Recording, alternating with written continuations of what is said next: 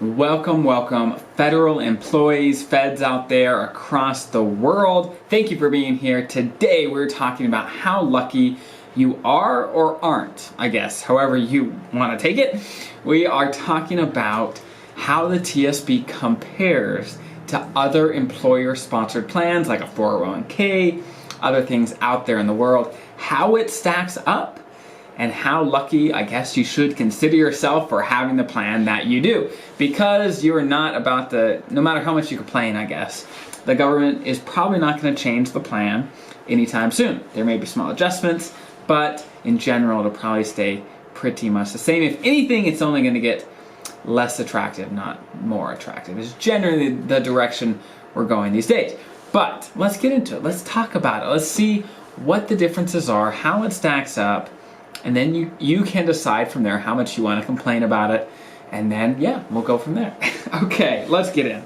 So, the best comparison, I guess, you could do, the most common other sponsored plan for other private side employers is a 401k, okay? It's similar to a TSP, lots of similarities, but still lots of differences as well.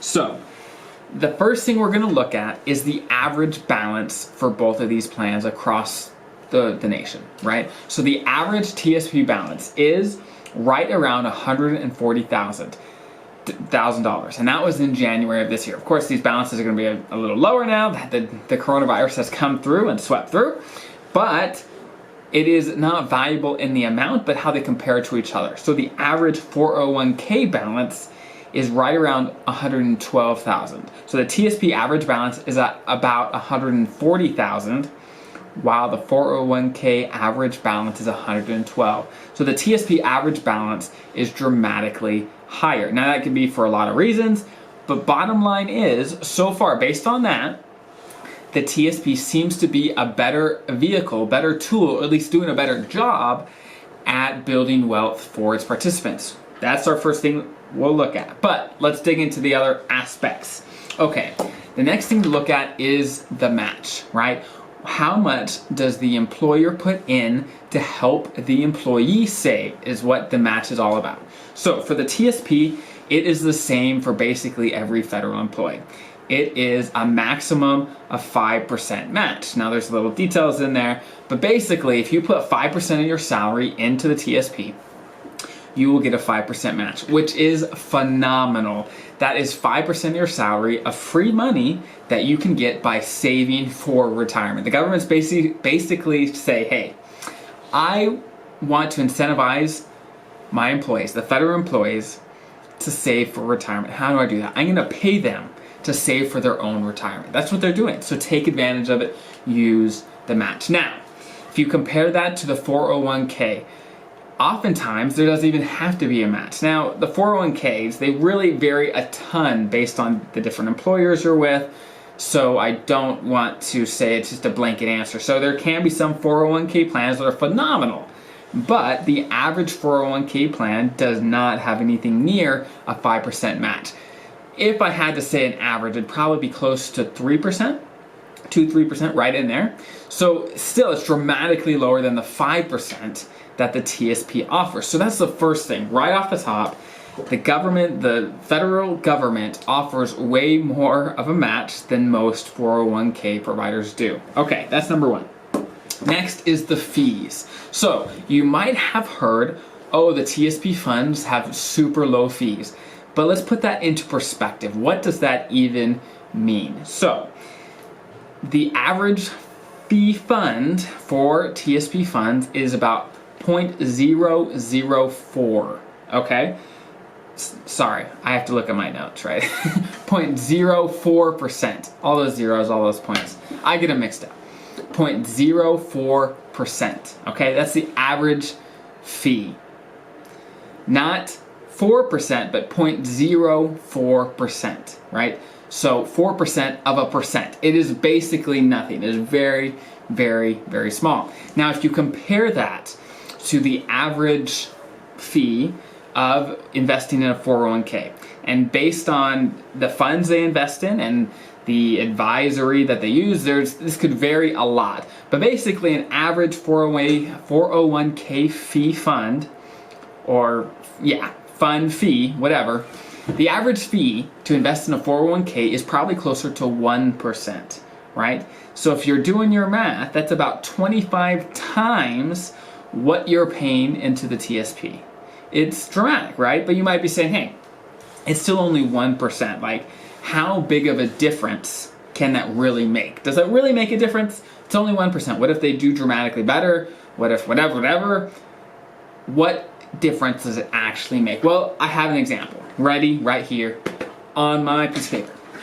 So let's do an example. Let's say someone is serious about their retirement. They say, hey, I'm going to invest $500 a month into the TSP, the 401k. They're going to invest it, right? And let's assume it grows, whatever they're investing in grows at 8%, okay?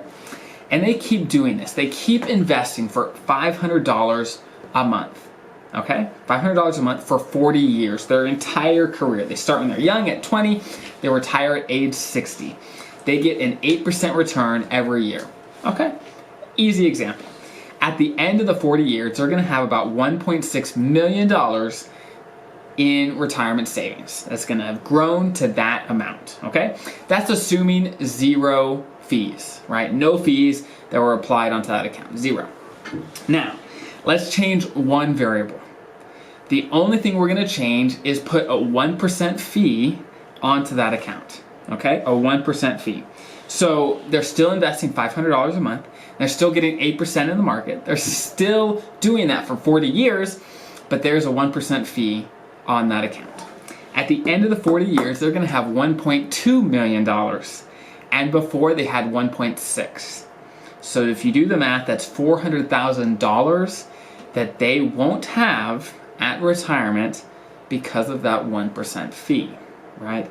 Over time, the results get dramatically more exponential, right? It just grows and grows and grows. That small difference just grows and grows and grows. So that is the difference that 1% can make. So count yourself incredibly lucky to have funds, the TSP funds, that are so affordable to invest in. The fees are basically nothing. So count yourself very lucky. Now that I have trashed on fees for the last 5 minutes, I have to mention that not all fees are bad, right? If I asked you, I said, hey, is paying $300 for a hotel a ripoff? Is that a bad idea? Well, it's like, well, what kind of hotel am I staying at? If it's a dump hotel, it's like, yeah, that's a ripoff. But if it's the Ritz-Carlton, that's a deal. That's so good. $300, that's it, right? So what are you getting for what you're paying? If you're paying a fee to work with someone that helps you, brings incredible value into your life, okay, right? Is it worth it to you? What are you getting for what you're paying? And maybe the 401k people are giving more value than the TSP people. I have seen both sides, and in most cases, they don't, right? They don't have an advantage. That's just how it kind of works, where in the private side, they're out to make money. The people that advise on things, the people that create funds, are out to make money.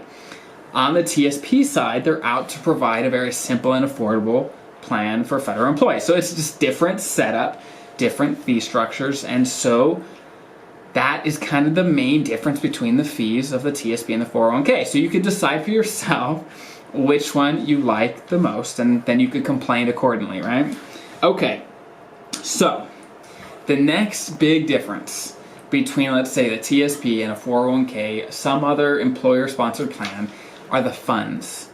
Now, this is probably one that I get the most complaints about. They're like, wow, I wish I could invest in things other than just these 5 funds. Like, I want there to be more options. Let me tell you this. In 401ks, there are generally a list of options as well. But the options are nearly, not even close, as simple as the TSP options. It is so much harder to understand, and they're not the same across all 401k plans. Each employer might have a different set of options, so if you move around, it'll be different. So you're basically trying to learn the system, learn the funds every time that you move to a different employer. With the TSP, it's always the same. It's the same 5 funds that are simple, super, super low fees. So, I mean, yes, you do have less flexibility, but honestly, for 95% of federal employees, those 5 funds do an excellent job at creating wealth. You do not want to get fancy when it comes to retirement. Now, if you have retirement tied up in a bow, you have that figured out, and you're like, hey, I want to invest in Facebook stock or Google stock, whatever, then go do that in a separate brokerage account, right? But don't mix your retirement savings money with play money that you want to kind of go use in the stock market, right? There's a difference between saving and investing for retirement and then kind of speculating, saying, oh, I think this company, the specific company will do well. No matter what company you put money into, if you invest into a single stock and not into a fund, right? A single stock, that one company, something could change and they could go bankrupt. Things change quickly. So if you want to save for retirement, I highly recommend doing it in a fund that invests in hundreds of different stocks, like all the funds in the TSP. They diversified so that you don't have to worry about single businesses, single companies going out of business. It saves you a ton of risk that you don't want to take on with your retirement savings. So, as a recap, those are the main differences, the main things to compare between the TSP and the 401k. Now, if you haven't noticed, the TSP is incredibly hard to beat, where basically on all fronts, it comes out ahead. Whether that's the match, the fees, or the funds, whatever, it seems to be much, much better than the 401ks. I'm not saying 401ks are bad. I'm just saying the TSP is incredibly hard to beat. Some 401ks are exceptionally good, but you have to look at everything in the picture. So basically, the reason I wanted to write this article, why I wanted to do this video, this podcast, is to tell those federal employees that maybe weren't happy with their TSP, kind of compare what exists in the world and say, hey, you are fortunate. You have an incredible gift. It may not be perfect, because it's not. It's not perfect, but it is pretty darn good. Where compared to anything else you could get somewhere else, it is very, very good. The federal government has provided some great options, some great benefits for you. It's just a matter of you using it. Because no matter how good the TSP is, how awesome the match is, how awesome the funds are, if you don't use it appropriately, it really doesn't matter. You have to educate yourself enough on those things so you can use it for your best advantage, for your retirement, to get the most out of it. So I hope this is helpful. I hope this brings context and knowledge about your TSP and how it stacks up against the real world out on the private side. But until next time, I will see you next week. And again, thank you for making it to the end of my video, the end of my podcast. I hope this brought value to you and your life. My goal with this content is to bring as much value to as many people as I possibly can. So please, if you can, if this brought value to you, please show your support, subscribe, hit the thumbs up, comment, give me feedback about what you want to hear about, what you want to learn about, and how you can get more value out of this, and so that I could do the very best I can to make this the best channel for my viewers, for my listeners, the very best I can. So again, thank you for being here and investing in yourself and in your future. And I will see you next week.